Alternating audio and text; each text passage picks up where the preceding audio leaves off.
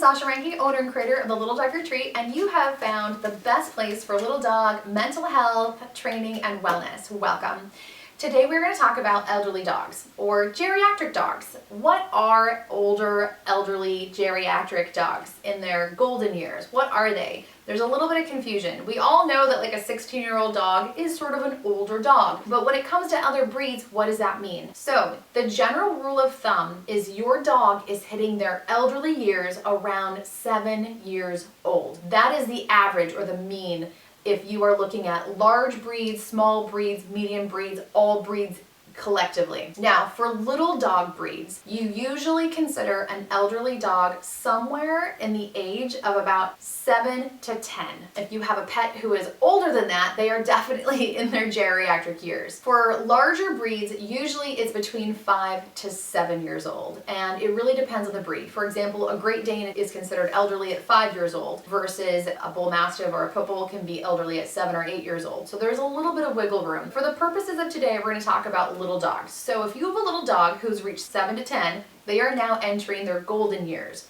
What does this mean for you as a pup parent? You are going to experience more effort like it was for the puppy years. So if you can think back to the puppy years, if you have a rescue dog, this will be slightly different. But if you can remember back to the puppy years where you had more care, more consistency, you had to really be on those commands, really be on the actual training and functionality of what your dog was learning, you're going to kind of swing the pendulum back to that age. Your older dog is going to be challenging you in different ways because now they've reached a new level in their life and they need to make sure that you can still take care of them as an alpha, as a quality alpha, but also they'll get a little bit more ornery, a little bit more restless, a little bit more fed up with sort of the daily situations that may be occurring. So where a younger dog can handle more of a hustle and bustle and a high octane environment, an older dog is just going to get a little bit grouchier a little bit sooner. So every dog has a threshold. The better training you do with your dog,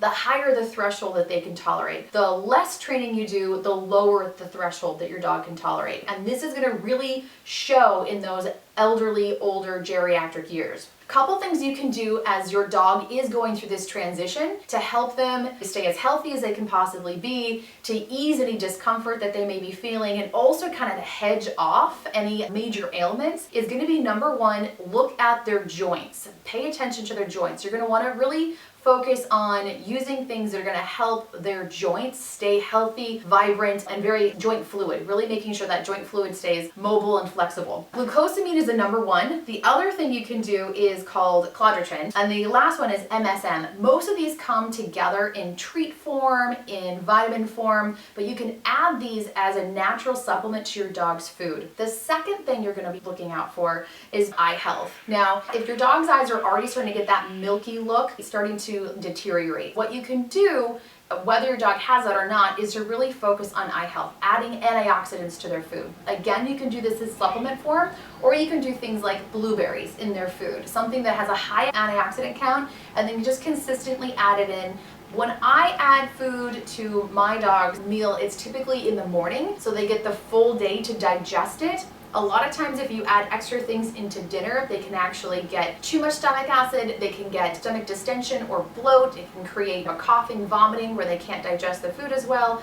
And also their metabolism has slowed down throughout the day. So if you're gonna add things to your dog's meal, add it in the morning where they have typically the most energy and the best way to digest throughout the day. Next is gut health. So modern science is showing us that for humans or canines in general, a lot of the actual flora that lives inside our intestine is going to help prevent inflammation or prevent actual dis-ease in the body. This is no different for your dog. What you can do is help your dog with healthy, happy gut flora. The sooner you do this, the better. Roughly about 30 days of focusing on healthy gut flora will make amazing turnarounds for your dogs and their health. So how do you do this? The easiest way is just to add literally plain sugar-free yogurt to your dog's diet. Again, in the morning, not the evening, and let them kind of digest that throughout the day with their natural meal. You can also get a probiotic or a prebiotic designed specifically for dogs. So don't add your human supplements to your dog's food.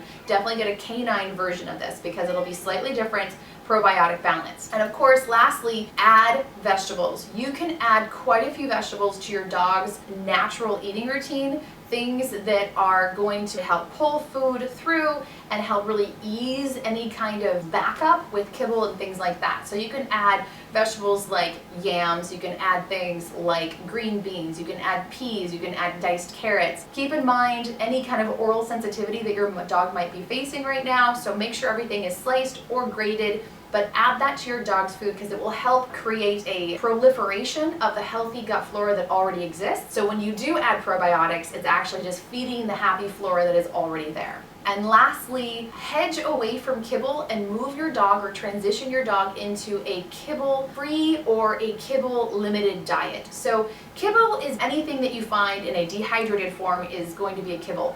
The thing about kibble is that they all require binders, and those binders that actually create the kibble form are all high starch. This is not good for your dog's flora, not good for their digestion. It actually can increase inflammation, which creates problems long term. So what you're going to want to do is transition out of that kibble type of feeding and more into, if you don't like raw and you don't want to do raw, that's okay, but more of a pate or meat-based meal, and then add vegetables, add some fruit, you can add berries, and of course supplements on top of that. I hope this helps. I am so excited that you're here and watching with us. Thank you so much for watching. Your support means a lot to us. Also, be sure to check out the links down in the description for our Little Dog Mental Health Training and Wellness shop, and I look forward to seeing you again.